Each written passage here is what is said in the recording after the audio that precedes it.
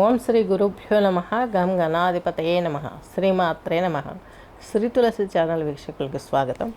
ఈరోజు మనం ద్వాదశ రాశులు జూన్ సెకండ్ పక్షం గురించి చెప్పుకుంటున్నాము.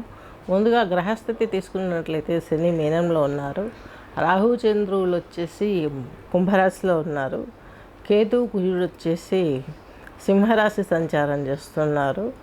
నెక్స్ట్ వచ్చేసి మనకి బుధుడు, గురువు, రవి వచ్చేసి మిథున రాశి సంచారం చేస్తున్నారు. శుక్రుడు వచ్చేసి మేషరాశి సంచారంలో ఉన్నారు.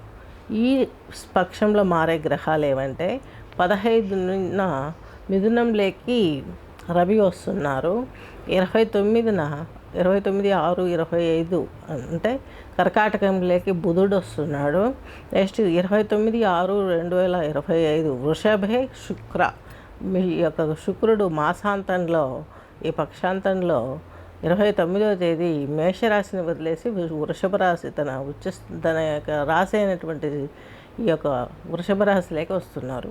నెక్స్ట్ తులారాశి తీసుకున్నట్లయితే చిత్తా 2 పాదాలు, స్వాతి 4, విశాఖ 3 పాదాలు కలిపి మనకు తులాలగ్నం కిందకి వస్తుంది.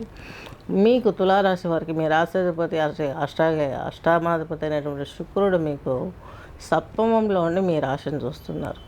తన రాశి తను చూసుకుంటున్నాడు, కానీ తన మీద పడే దృష్టి కానీ ఏది కూడా ఏ గ్రహం కూడా లేదు.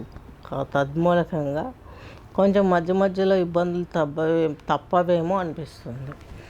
ఎందుకంటే స్త్రీల తోటి మోసపోవడము,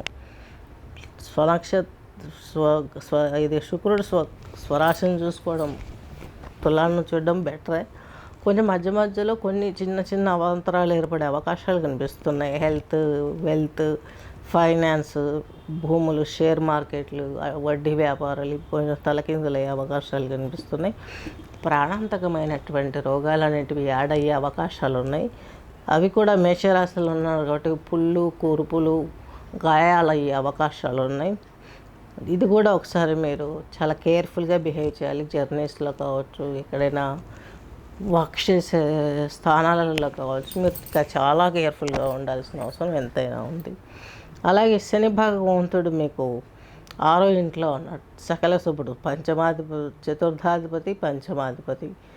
చక్కగా మీకు వివాహాది శుభకార్యాలు జరుగుతాయి. హైయర్ ఎడ్యుకేషన్లో కొంచెం బద్ధకం ఉన్న వాళ్ళు కూడా కొంచెం యాక్టివ్ అయ్యే అవకాశాలు ఉన్నాయి. కొంచెం ఆధ్యాత్మిక భావాలు పెరిగిపోతాయని చెప్పుకోవాలి. అలాగే మీకు ఈ యొక్క తులారాశి వారికి పంచమంలో రాహు ఉన్నాడు. ఇక్కడ మీకు కొంచెం దైవభక్తి పెరగడానికి ప్రమేయం ఉంది. అట్ ద సేమ్ టైం మరలా కొంచెం మీకు ఉద్యోగరీత్యా తిరగడము, ఇవి కొంచెం స్ట్రెస్, అలాగే అలసట అనేటివి ఎక్కువ ఉండే అవకాశాలు స్పష్టంగా గోచరిస్తున్నాయి. నెక్స్ట్ వచ్చేసి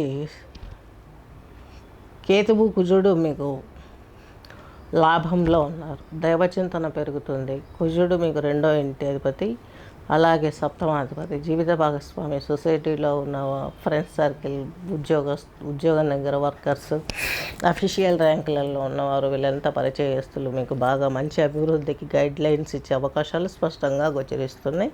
కుజవత్ కేతు అనేది మధ్యలో కొన్ని స్పీడ్ డెసిషన్స్ తీసుకోవడం వల్ల కొంత ఇబ్బందులు మధ్యలో ఏర్పడతాయి. అవి ఏ విధంగా తులారాశి వారికి అంటే కుటుంబ పరంగా, అలాగే సొసైటీలో కూడాను.